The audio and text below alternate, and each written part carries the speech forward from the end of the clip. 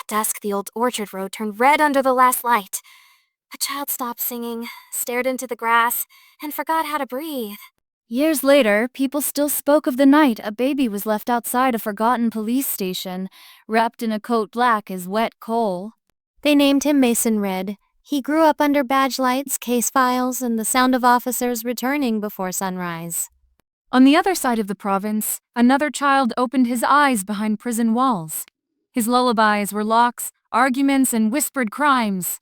The inmates called him Elias Crow. Before he learned algebra, he learned lies. Before he learned music, he learned escape routes. At 16, Elias walked out with nothing but a paper bag, cheap shoes, and 1,000 dark maps folded inside his head. By noon, he met Silas Vane, a one-legged street performer with a clever monkey and eyes that measured every pocket in the crowd. Silas caught Elias stealing from him, then smiled. Some men punish talent, others recruit it. Meanwhile, Mason solved his first murder before the adults finished arguing. He did not see ghosts. He saw patterns. 5 years passed. Elias and Silas turned a broken traveling show into a network of thieves, smugglers, debt collectors, and ghosts with real names. When a prison assault failed and 3 suspects vanished, the government formed a covert unit. 1 detective, 1 fighter, and 1 ghost from the border wars. Their first order was impossible. Enter Elias Crow's world, become criminals, and return with enough truth to bury a kingdom. Graymore Prison did not look built. It looked poor from storm clouds, iron, and old regrets no one wanted named. Mason entered as Nathan Cole, a thief with no family, no future, and a file built to survive questions. In the yard, 3 men tried to scare him. Mason counted their steps, their shoulders, and the guard who looked away. Victor Stone was already inside, wearing bruises like a uniform. He gave Mason 1 glance and started a fight elsewhere. At dusk, Mason found the infirmary window. Behind the glass, Silas Vane smiled like a man who had been expecting him. Silas whispered, "Crow rewards doors. Open one, Nathan, and he may let you stand near the fire." Mason did not explain the plan. Plans spoken aloud become evidence. He only watched the chimney smoke bend sideways in the storm. Beyond the walls, Caleb Frost waited in a service truck, engine off, rain hiding the shape of his face. At midnight, Graymore blinked. 1 corridor went black, then another, as if the prison itself had closed its eyes. Guards ran toward the noise Victor made. Mason walked the opposite way, where silence had become the real alarm. Silas weighed almost nothing, but Mason felt the weight of every crime attached to the old man's name. Above them, the storm swallowed footsteps. Below them, Graymore searched for men who had already become shadows. Caleb opened the truck door exactly once. No shout, no second chance. By sunrise, Elias Crow knew a stranger had pulled Silas from Graymore. He did not celebrate. He became curious. A black envelope arrived for Nathan Cole. Inside was 1 line, "Come to Briar Market after dark." Mason had opened the door. Now he had to step through it and pray Elias Crow did not see the badge underneath. Briar Market opened after midnight, beneath a dead railway bridge where rainwater fell through the iron ribs like a broken clock. No one sold fruit there. No one sold clothes. They sold silence, false names, and doors that should have stayed locked. Mason walked in as Nathan Cole. His face was dirty, his shoulders loose, his heartbeat locked behind a borrowed criminal mask. Victor stayed half a step behind him. Caleb watched the roofs. Silas Vane smiled as if he had brought wolves to dinner. At the center of the market stood a glass booth. Inside it, a man in a black coat listened to music no one else could hear. Silas tapped his cane twice. The crowd thinned. Even the rain seemed to lower its voice. Elias Crow stepped out and looked at Mason, not like a stranger, but like a page he had already read. "A Nathan Cole," I said, "a man with no childhood, no address, and 3 different versions of his own death." Mason did not answer too quickly. In places like Briar Market, fear was normal. Politeness was suspicious. "I died because it was cheaper than living," Mason said. Elias smiled. The answer was ugly enough to sound true. Elias placed his sealed red envelope on the table. "I'll then earn your second life. Tell me which man here is lying." 4 men stood under 4 lamps. 1 breathed too slowly. 1 kept his shoes away from the mud. Mason chose the clean shoes. A real courier would have crossed the West Alley. Only a watcher would stay dry. The market did not explode into violence. That would have been simple. Instead, Everyone became polite. Elias opened the red envelope. Inside was not money, not a name, but a photograph of Mason before he became Nathan. Welcome to Briar Market, Elias whispered. I like honest liars. Mason understood then. The test had not ended. It had just begun. The photograph lay between them like a loaded weapon. Mason recognized the face, the uniform, the life he was supposed to have buried. Elias did not ask who he was. That would have been mercy. Elias only waited for Mason to choose a lie. People collect ghosts, Mason said. And some collect stamps. Some collect faces. I do not explain other men's hobbies. Silas Vane gave a small laugh. Victor did not move. Caleb watched the exits and counted 7 ways this could turn bad. Elias turned the photograph over. The back was blank. Somehow, the empty side felt more dangerous. You are either very brave, Elias said, or very well trained. I dislike both options. A woman entered the booth carrying a white folder. Her fingers were stained with ink, but her gloves were clean. Mara Vale, Elias said. She gives dead men paperwork. Tonight she will give you a door. Inside the folder was a new identity, a warehouse address, and a simple order. Deliver a sealed case before dawn. Mason knew the shape of a loyalty test. The case mattered less than who would follow him. What is in it? Mason asked. Mara smiled without warmth. If you open it, the answer becomes your problem. Elias slid the old photograph back into the red envelope. He did not return it. He kept Mason's ghost. Outside, Briar Market had changed. The stalls were closing, but too many people were suddenly walking in the same direction. Caleb whispered a 3 behind us, 2 above. Victor whispered back, a good. I hate quiet walks. At the alley mouth, Mason stopped. A police siren cried somewhere far away.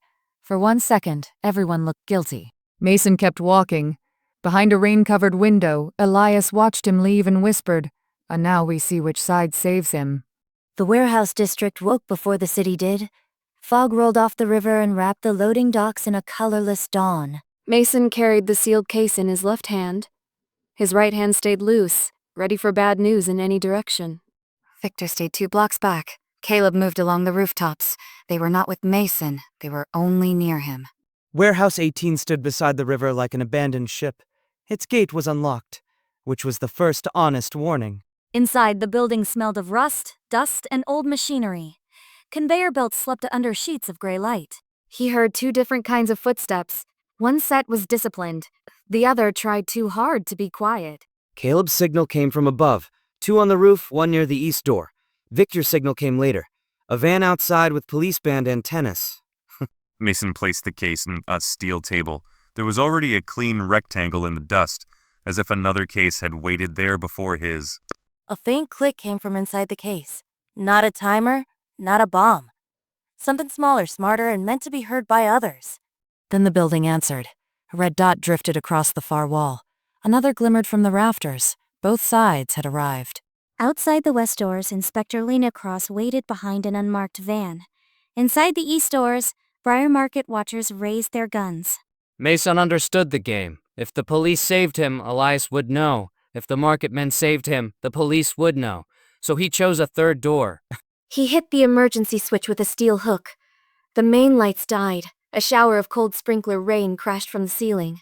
Victor moved the way thunder moves. Caleb opened the roof hatch. Mason slid the case onto a dead conveyor and kicked it toward the river chute. The case burst open only when it hit the chute. Inside were a beacon, blank documents, and an old key, bait, evidence, and invitation. By sunrise, Mason was gone. Elias received only 1 report. Nathan Cole had protected no one, trusted no one, and survived everyone. Elias smiled. By noon, the old key had dried in Mason's pocket. It was heavy for something so small, as if memory had weight. The key bore no number, no maker's mark, only a tiny notch pattern filed by hand long ago. Caleb said the cut looked homemade. Victor said it looked sentimental. Mason said nothing, which meant both men were probably right. The shape finally pulled a door out of Mason's mind. A narrow service lock behind St. Bartholomew Home for Boys. He had not spoken that name in years. The orphanage had closed, then reopened as a charity archive no one visited on purpose. Lena Cross found the warehouse beacon before the paperwork dried. By evening, she was already tracing the same ghost road. At dusk, Mason entered through the back alley. The key fit the lock too easily, as if the door had been waiting for him. Dust covered the hallway, but not evenly. Someone had walked there recently and tried not to leave a story behind. Behind a false shelf, the key opened a second room. Inside waited a cot, a tin box, and a wall of names painted over in gray. The tin box held 3 things: a child's marble, a faded photograph, and a cassette tape labeled only with a crooked blue line. Before Mason could touch the tape, a voice behind him said, "You came back later than I expected." Sister Agnes had once kept records no one wanted. Now she kept silences no one deserved. She knew Mason by his first shoes, not his last name. She told him the room had been built for boys who needed to disappear before the city learned their names. Then she looked at the cassette and said the one sentence Mason feared.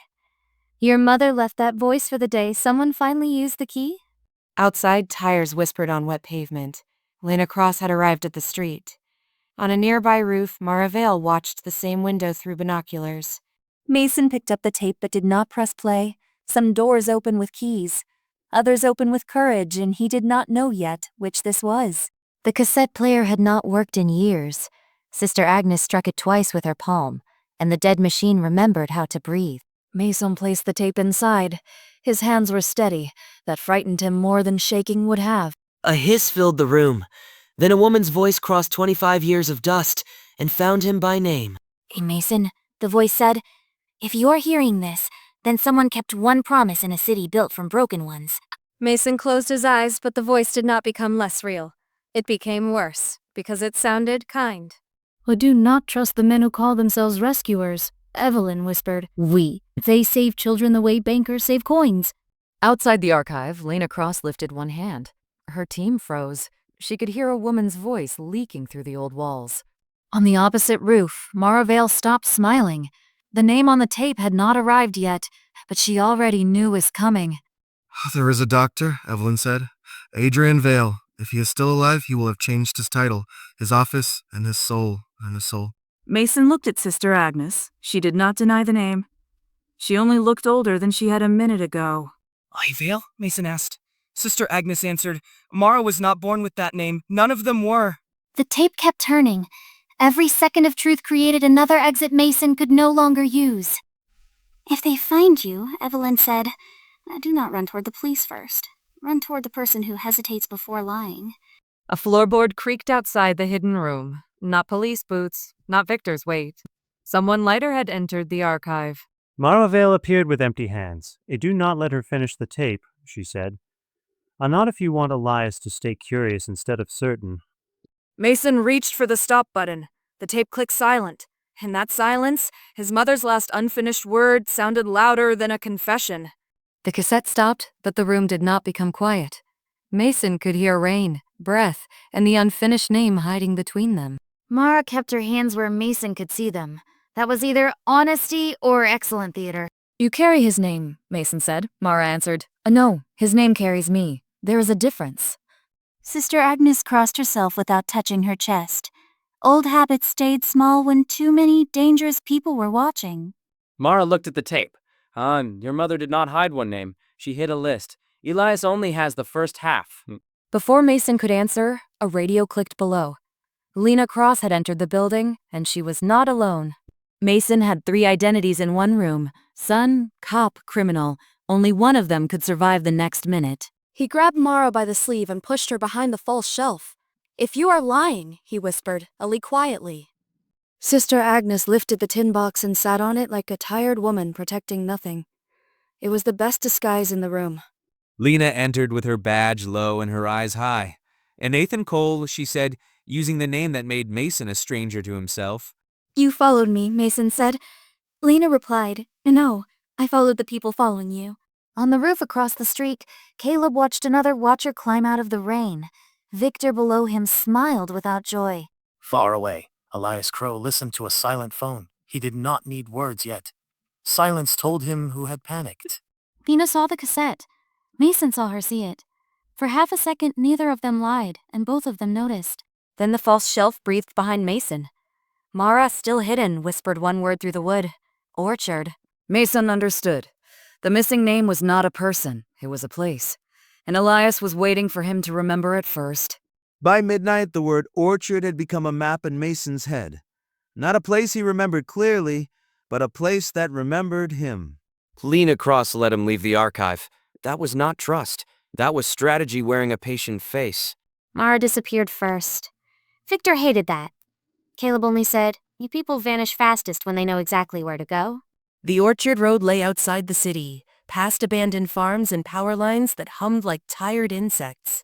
When Mason stepped out of the car, the smell hit him first. Wet leaves, old soil, and the sweetness of fruit that had fallen too long ago. He had been here as a child.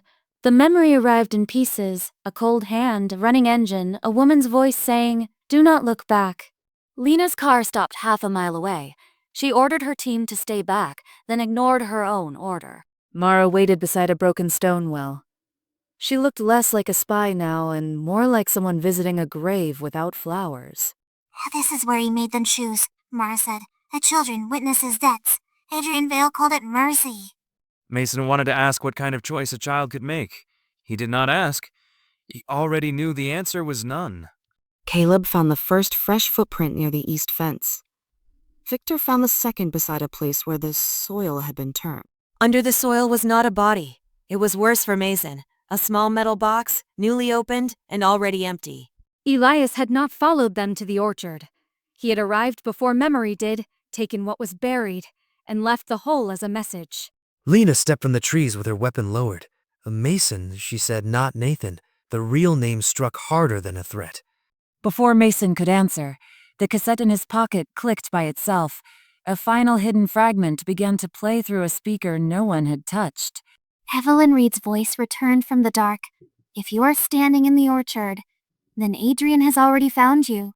Elias's voice faded from the ceiling, but the empty hook kept speaking. Mason stared at the space where a child had been removed. Mara did not answer at first. Her silence was not refusal. It was a door she had spent years holding shut. "His name was Julian," she said. "Julian Vale, my brother, before my father taught the world to forget him." The chamber seemed to shrink around Mason.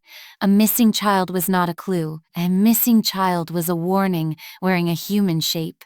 Mara pointed at Mason's photograph, then her own. We were not hidden here. We were measured here. Beneath the photographs were tiny metal plates. No names, only marks. A circle, a line, a broken crown. Mason recognized the broken crown. It had been scratched inside the cassette case by his mother's hand. Above ground, Lena Cross reached the lightning split tree.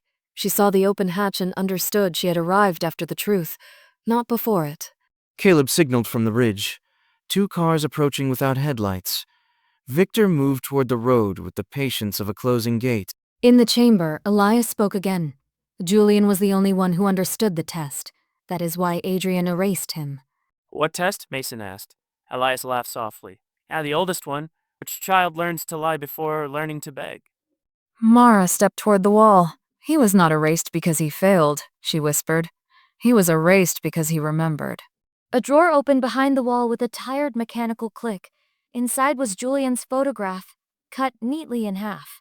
One half showed Julian beside the orchard tree. The other half showed a hand on his shoulder, wearing Elias Crow's ring. Mason realized the impossible shape of it. Elias had not discovered the orchard later. Elias had belonged to it first. Then the chamber lights went out. In the dark, Elias whispered through the speaker. "Now you may choose which memory survives." The chamber went black so completely that Mason could hear the photographs breathing on the wall. Mara gripped the torn photograph. Mason gripped her wrist. In the dark, trust became something physical. Elias did not speak again. That was worse. Silence meant he wanted them to imagine the next instruction themselves. Mason followed the air. Old rooms always confess through drafts, and this chamber had just started whispering through stone. Behind the photo wall, a maintenance passage opened. It was too narrow for comfort and too clean for abandonment. Above ground, Lena Cross raised her flashlight. 2 cars rolled into the orchard road with their headlights dead. Victor stepped out before Lena ordered anyone to move. He did not block the road. He made the road feel blocked. Caleb saw the second problem first. A third figure moving through the trees, not with the cars, not with the police. In the passage below, Mara unfolded Julian's photograph. The half with the ring had a second shadow in the corner. Mason adjusted the light. The shadow became a boy's outline, pale face, black coat, eyes too still for childhood. A crow, Mara whispered. That was not his family name. That was the name they gave the first child who learned to watch. The first crow was not a leader. He was a witness. The orchard taught him that memory could be sharper than any blade. A metal door waited at the end of the passage. On it was the broken crown mark scratched so deeply it looked almost alive. Mason tried the old key. It turned once, then stopped, as if the lock wanted a confession before opening. Mara placed Julian's half photo against the broken crown. Somewhere inside the door, a hidden magnet clicked. The door opened onto daylight that should not have been there. Beyond it stood a room full of clocks. All stopped at the same minute. The clock room was bright without windows. Hundreds of faces stared from the walls. All stopped at the same impossible minute. Mara stepped inside first. The floor did not creak. In a room built to measure time, even fear moved quietly. Mason checked 3 clocks, then 10, then stopped counting. Every hand pointed to the same hidden wound. Under the largest clock, someone had scratched the broken crown into the plaster until the wall gave up its skin. Mara held Julian's half photograph against the mark. The room answered with 1 click, then another, then 100. The clock hands did not move forward. They moved backward 1 minute only, as if history had been forced to blink. A panel opened beneath the largest clock. Inside was not a file, but a child's height chart carved into metal. Beside each mark was a symbol. Circle, line, crown, ash. The children had not been named. They had been categorized. Mason found his symbol, broken crown. Mara found hers. Ash, Julian's mark had been scraped away. Then Evelyn Reed's voice came from a speaker hidden behind the clocks. Not the tape, a second recording. Mason, Evelyn said, if the clocks move backward, I failed to destroy the room. But I may still have broken its memory. Mara whispered. She stopped the selection minute. Mason looked at the clocks. No, she hid the minute after it. Above ground, the 2 dark cars stopped. Their doors opened together. Lena Cross raised her weapon, but not her voice. Caleb followed the lone watcher through the trees and found a woman carrying a small clock wrapped in a hospital blanket. In the clock room, 1 final clock began ticking alone. Its hands moved toward a minute none of the others remembered. Elias's voice entered softly. Thank you, Mason. Your mother hid the missing minute from me. You just found it. The 1 ticking clock did not grow louder. The room grew quieter around it, as if every other machine had leaned in to listen. Mason reached for the clock, but Mara caught his sleeve. If Elias wanted it open, she said, then opening it is already a mistake. And then you should have hidden it better, Mason said. He turned the clock key once, and the missing minute began. The walls became glass. The clocks became eyes. The orchard returned not as a place, but as a memory that had learned to wait. In the missing minute, children stood beneath the lightning-split tree. No one cried. They had already learned what crying bought them. A man's hand placed metal symbols into a tray. Circle, line, ash, crown. The children watched like students in the wrong classroom. Young Elias stepped forward before anyone called him. That was the first rule of Crow. Obey before the order becomes audible. Julian Vale stepped forward next, but not in obedience. He looked at the tray, then at the wall clock hidden in the branches. Mara saw herself in the memory, smaller and silent, clutching Julian's sleeve until someone made her let go. Then Evelyn Red entered the minute from the wrong direction. She was not supposed to be there. That was why history shook. She did not run to Mason first. She ran to the clock. Mothers no children can be taken. Time, if broken, can take everyone back. The clock cracked, not loudly, just enough for 1 minute to fall out of the system and disappear into Mason. In the real room, Mason staggered. The clock was not showing him a memory. It was taking one back. Elias whispered through every clock at once. You were not chosen because you survived, Mason. You survived because you were chosen. Above ground, the woman Caleb had followed opened her blanket. The small clock inside began ticking in perfect answer. Mara grabbed Mason before he fell. In his palm, a new symbol had appeared in dust and light. A crown with no break. The unbroken crown glowed in Mason's palm for 3 heartbeats, then faded into dust as if it had never wanted witnesses. Mara stared at his hand. That is not one of the categories, she whispered. That is what the categories were built around. Elias laughed through the clocks, not loudly, not happily. It sounded like a door opening in another building. The broken crown was never your name, Elias said. It was the lock Evelyn carved into you when she stole my minute. Mason forced himself upright. Then why did you need me alive? The clocks answered first, ticking once together. A drawer opened beneath the metal chart. Inside was a blank brass plate, shaped exactly like the symbol on Mason's palm. The plate was warm, not from electricity, from waiting. Mara shook her head. Do not touch it. Mason looked at the door behind them. If I do not, he sends someone who will. Above ground, Victor stood between Lena and the dark cars. You want to arrest me, he said, or do you want to survive the orchard first? Lena did not lower her weapon, but she shifted it 3 inches away from Victor, which was almost a friendship. In the trees, Caleb faced the woman with the wrapped clock. She said, "I kept 1 minute outside the room. Evelyn asked me to." Caleb heard engines behind him and ticking in front of him. He decided the ticking was more honest. Mason touched the brass plate. The clock room did not shake. It bowed. Evelyn's hidden recording returned thinner now. Mason, if the crown becomes whole, do not open the archive for revenge. A black line appeared across the floor, drawing itself from the brass plate to a wall with no clocks on it. The blank wall opened without a sound. Beyond it waited a corridor lined with empty frames. Elias whispered, "Bring me the crown." The corridor beyond the clock room was lined with empty frames. No portraits, no names, only spaces waiting to decide what had happened. Mara touched one frame. The glass was cold, but the space inside it pulsed like a sleeping eye. The unbroken crown warmed in Mason's hand. Every empty frame turned toward him without moving. Evelyn Reed's voice returned from nowhere and everywhere. Archives do not only remember Mason. Bad archives teach the world what to forget. At the corridor's end waited a round room. Its walls were covered in frames, and every frame was still empty. On the central table were 3 slots. One for a key, one for a photograph, and one for a confession. A confession? Mara whispered. Mason looked at the brass plate. No, a choice pretending to be one. Elias appeared in the largest empty frame. Not in person. Not as a recording. As a memory wearing a present face. Place the crown, Elias said, and the archive will remember everything. Place it wrong, and it will remember only me. Above ground, Lena heard static from her radio. Then a child's voice came through, saying only one word. Orchard. Victor glanced at the dark cars.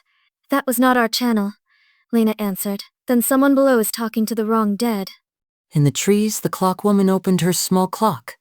Inside was a photograph of Evelyn Reed, folded into the shape of a crown. Below, Mason placed the old key into the first slot, the empty frames filled with doors he had never opened. Mara placed Julian's torn photograph into the second slot.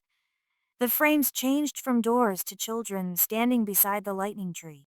Mason held the crown above the final slot. Elias leaned closer inside the frame. For the first time, his calm looked hungry. Mason smiled without warmth and turned the crown sideways. The archive accepted the lie, and every frame went white. White swallowed the final archive. Not darkness, not fire, but a clean white silence that erased the shape of fear. Mara covered her eyes. Mason did not. Some men look away from truth. Mason had spent too long chasing it. Elias's image tore across the largest frame. For the first time, his voice arrived late. "What did you do?" Elias asked. Mason answered, "I gave the archive a false name. It seems to like them." One by one, the white frames filled with faces. Not memories of the dead, but living people who had been taught to vanish. Mara stepped closer to a frame and whispered Julian's name. The glass answered with the face of a man she had never been allowed to meet. Julian Vale was alive, or the archive wanted them to believe he was. In that room, hope and manipulation wore the same face. Evelyn Reed's folded photograph glowed inside the clockwoman's small clock above ground, and every white frame below turned toward it. Caleb looked at the woman. "What is that?" she said, the part Evelyn kept away from her son. On the road, the men from the dark cars lowered their weapons when the radios began speaking in children's voices. Lena heard names, dozens of them overlapping through static. She did not understand the case yet, but she knew it had just become bigger than arrest. Inside the archive, a frame filled with Mason's face. Not Mason as a child. Mason tomorrow, if Elias won. That is what you become without me, Elias said. Mason shook his head. No, that is what I become if I start believing you. Mason pulled the sideways crown from the slot. The white frame screamed without sound, and every face became a door. Mara grabbed Julian's frame before it became a door. She said, "I've not leaving him inside your truth machine." The frame opened around Mara's hand. On the other side stood Julian Vale, older, alive, and holding Elias Crow's black ring. Julian Vale stepped out of the white frame as if returning from a room behind the world. Mara said his name like a wound, learning to speak. He did not hug her. He looked at Mason first, then at the crown, then at every white frame still waiting. In Julian's palm lay Elias Crow's black ring. The ring looked small, but the room behaved as if a king had lost his seal. Elias appeared in 3 frames at once. His calm returned too quickly, like a mask thrown over broken glass. "Oh, Julian," Elias said, almost gently. "You were supposed to remain a lesson." Julian answered, "I became a footnote instead." Julian opened his coat and removed a folded strip of frame glass. Names shimmered inside it, appearing only when no one blinked. The survivor list, Mara whispered. Julian nodded. Not all of us escaped, but more of us lived than Elias allowed himself to remember. The first names were strangers. The next were not. Victor Stone, Caleb Frost, Mara Vale, Mason Red. Mason felt the archive turn toward him. An undercover name can be abandoned. A childhood name follows you into every locked room. Above ground, Lena's radio began repeating 4 names. She heard Victor's, then Caleb's, then Mason's, and finally her own. Victor looked at Lena. "Still want to arrest everyone?" Lena said, "I am starting to run out of clean categories." In the trees, the clock woman closed Evelyn's small clock. "And now he knows," she said. Caleb asked which he. She did not answer. Below, Elias leaned closer from every frame. "Release the list, Mason, and you expose them. Hide it, and you become me." Julian gave Mason the black ring. He cannot command what he no longer owns. But the archive still respects the shape. Mason placed the ring around the sideways crown. The archive hesitated. For one impossible second, truth waited for a human decision. Then Mason spoke his real name to the archive, and every white frame opened outward instead of in. The white frames opened outward, and the final archive exhaled. For the first time, the orchard was no longer keeping secrets inside itself. Mason expected screams. Instead, he heard city noise, elevators, train brakes, rain gutters, phones ringing in rooms. Nobody had entered. Each door opened near a survivor, not beside them. Near enough for truth to knock, but not enough to force anyone through. Julian touched one frame and pulled back. "They can choose," he said. Evelyn changed the archive to ask permission. Mara looked at her brother. The years between them did not vanish. They simply stopped pretending to be a wall. Elias's voice returned as broken static. "Permission is chaos," Mason answered. "No, permission is what you were afraid of." Above ground, Lena's radio became a chorus of locations. Apartment numbers, old hospitals, bus stations, names half swallowed by static. One officer asked if they should call it in. Lena looked at the open hatch and said, "Not yet. First we decide who gets hurt by the truth." Victor lowered his hands. That sounds illegal. Lena replied, "So does everything under this tree." In the trees, Caleb watched the clock woman turn Evelyn's small clock backward. One outward door closed before it could be seen. "How do I close it?" Caleb asked. The woman said, "Because some survivors built lives from silence. Rescue can become another kind of theft." Below, Mason understood the same rule. Truth was not a flood to unleash. It was a door people deserved to open from their own side.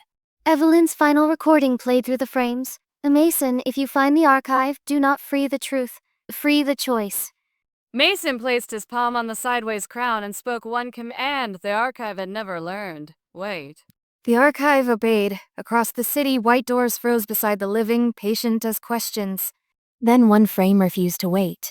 It opened behind Elias Crow, and for the first time, he turned around too late. The door behind Elias opened without permission. White light entered his dark room like a witness who had finally found the address. Elias did not step back. Pride held him still even when instinct knew better. From the doorway came an old man in a dark coat. His hair was white, his glasses were clean, and his smile had no warmth left to spend. "Oh, Adrian," Elias said. "Not doctor, not father, not monster, just the name of the hand that had shaped the knife." In the final archive, every white frame showed the same room. Mason saw Elias not as a mastermind, but as another locked door. Mara looked at Julian. Julian looked older than he had a minute ago. Ara's our father, he said. Dr. Adrian Vale lifted one hand toward Elias. You wore the name well, he said, but you mistook inheritance for ownership. Elias smiled, but the smile arrived empty. You built cages for children and called them research. Adrian answered, I built tools. Children are simply early material. Lena's radio changed again. This time, the voice was not a child. It was an old man giving instructions like a surgeon over an open map. Victor said, tell me that voice is not in charge. Lena replied, no, but too many people still obey it. In the trees, the clockwoman opened Evelyn's clock one last time. Inside, the folded photograph unfolded by itself. Caleb saw 3 faces in the photograph, Evelyn, Adrian, and a younger Elias standing between them like a question no one wanted answered. Evelyn's voice rose from the clock. Adrian did not create Crow alone. He needed a witness. He needed a child who would remember without mercy. Below, Mason understood. Elias was not the first monster, he was the first archive. A living record trained to punish the world for forgetting him. Mason placed his hand on the crown again. Show him the door he never opened, he said. Behind Adrian, another door opened. This one showed the orchard before the program. When it was only trees, rain, and a boy who still had a different name. The new door opened onto an orchard before symbols, before clocks, before Crow. Rain fell through young branches that had not yet learned to hide bodies of truth. Elias stared through the frame. His face did not show fear. It showed the insult of being recognized. Inside the memory, a boy sat beside the road with a broken suitcase. His name was not Elias. His name was Eli North. Eli did not cry, not because he was strong, because he had already learned that crying made adults look away faster. A car stopped without splashing him. That was the first strange kindness. Dr. Adrian Vale stepped out holding an umbrella and a notebook. What do you remember? Adrian asked. Eli answered, everything people think I missed. In the final archive, Julian whispered, that was the question Adrian used on all of us. Mara said, no, on him it worked. Adrian gave Eli a dry coat, warm food, and the worst gift a lonely child can receive, purpose without love. The boy became useful quickly. He remembered footsteps, lies, missing buttons, and the order in which adults changed their faces. Adrian placed a black feather on the table. A crow, he said, a bird that survives by watching what others leave behind. Our names are cages, Adrian told him. It choose the cage other people fear, and they will call it power. Elias in the present struck the frame with his hand. The glass did not break. It only showed the boy more clearly. Mason saw the weakness then. Elias did not fear justice. He feared the world learning he had once waited for someone to take him home. Evelyn's voice entered softly. Do not pity him into forgiveness, Mason, but do not hate him into becoming him. Mason placed the black ring on the table and turned it away from every frame.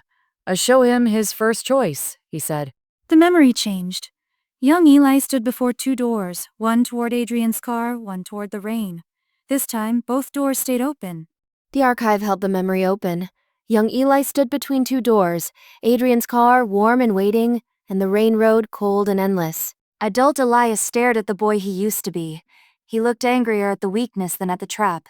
Mason did not speak. This was not his memory to command.